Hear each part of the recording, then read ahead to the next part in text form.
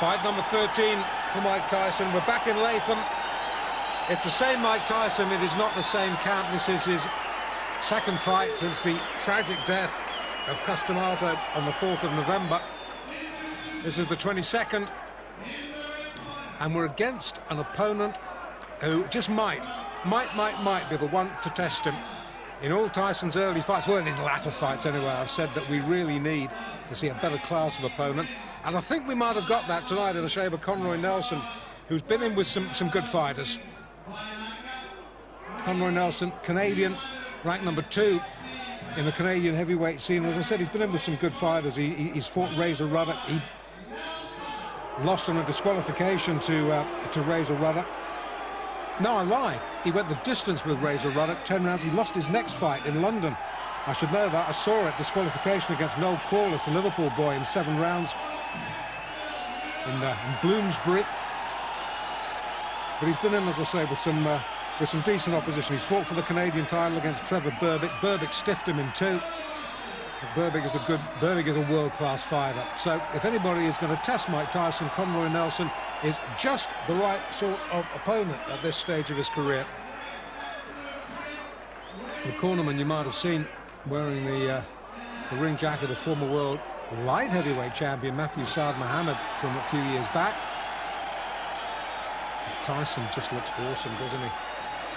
This is, as I say, fight number 13 of the previous 12. 9 have been won inside a round. In fact, I was there when he was stretched by Don Halpin. 4 rounds in his 3rd fight. So here we go then, round 1. Both boys in white. Tyson with the red trim, and Nelson with the black. Nelson, as I say, will try, has to use his height and reach to just keep Tyson at bay. Try and draw the sting for the first 2 or 3 rounds, because we know how dangerous Tyson can be early on.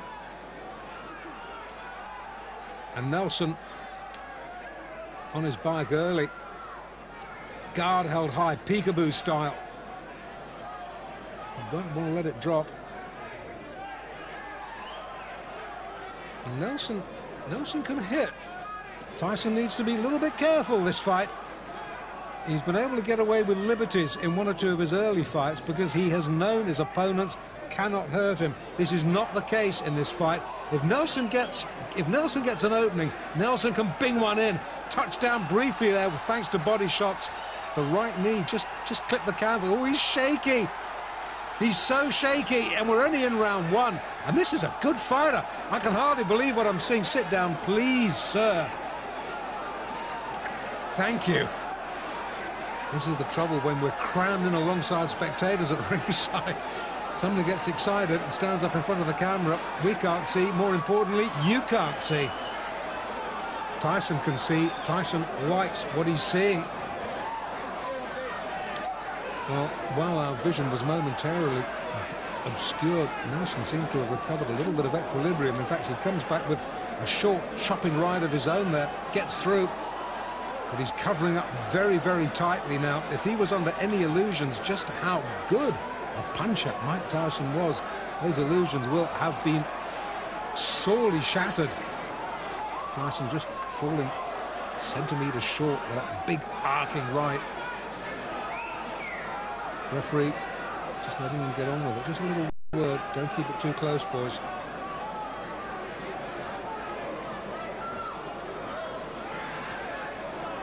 Well, Nelson,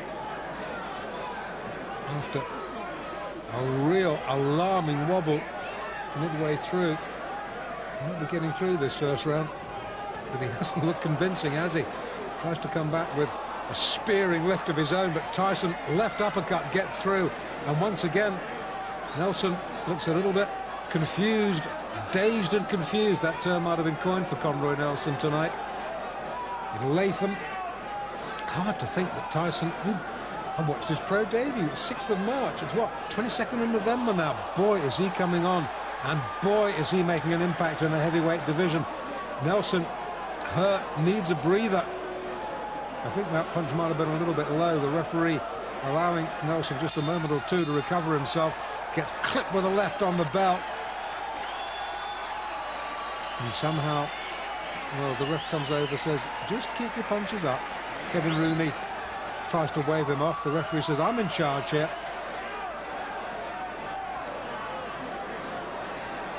Okay, we're in the second. And once again, it's all Tyson.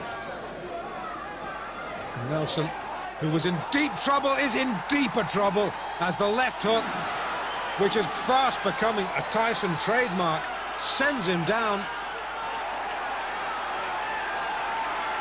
The gum shield has been spat out.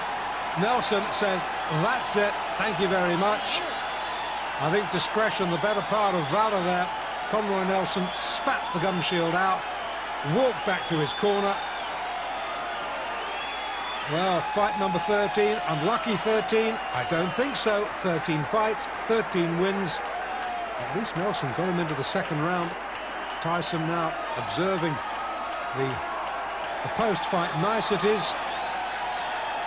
I thought Conroy Nelson, well, in fact, I wasn't the only one who thought Conroy Nelson would stretch him, and he did, into round 2. Took Tyson all of 3 minutes and 30 seconds to dispose of the second-ranked Canadian heavyweight, Conroy Nelson. Now, the only reason Conroy didn't get himself a one-way ticket to Palookasville in the first round is that he spent most of his time covering up, while Tyson delivered one wicked body shot after another. I mean, you could hear those punches clear out to the parking lot. I couldn't figure out whether Nelson was there to fight or to give a lesson in survival tactics. Anyway, Tyson finally got to him in the second, setting him up with a sweet overhand right, then taking him out with a vicious left hand. Referee counted him out at 30 seconds of the round. Very good fighter, experienced fighter, within good fighters. But a friend of mine from Canada called Davey Hilton was telling me about him and about being the clutch he tried the whole time. But he surprised me because he wasn't trying to hold, he was fighting. Okay, so I think he was here to pick up a paycheck. The first round, all he did was cover up. Well, maybe he was a little leery about the puncher power. But again, that's you saying because you're not fighting. He took some good shots, but anybody else, they would have quit. Yeah, that right left was devastating. Thank you very much, sir. So now Mike Tyson is 13-0, all of his victories coming by knockout, and no bout has gone past the 4th round. So you gotta wonder, when's the KO kid gonna move up in class? If everything goes the way it's been going, I'd put Mike in the ring in about June or July against somebody in the top 10. But you must remember, once you break into the top 10, you can't go backwards. You can't beat somebody in the top 10 and go back and fight, you know, 8-round fights. Jim, nobody's looking for Mike to go backwards. No, the sooner he moves against some real class, the better. I mean, this kid doesn't come to box, he comes to terminate. Tyson's rare talent had grabbed the attention of the boxing world and was drawing in the crowds. Yet at this stage, not one of his fights had been televised nationally across the U.S.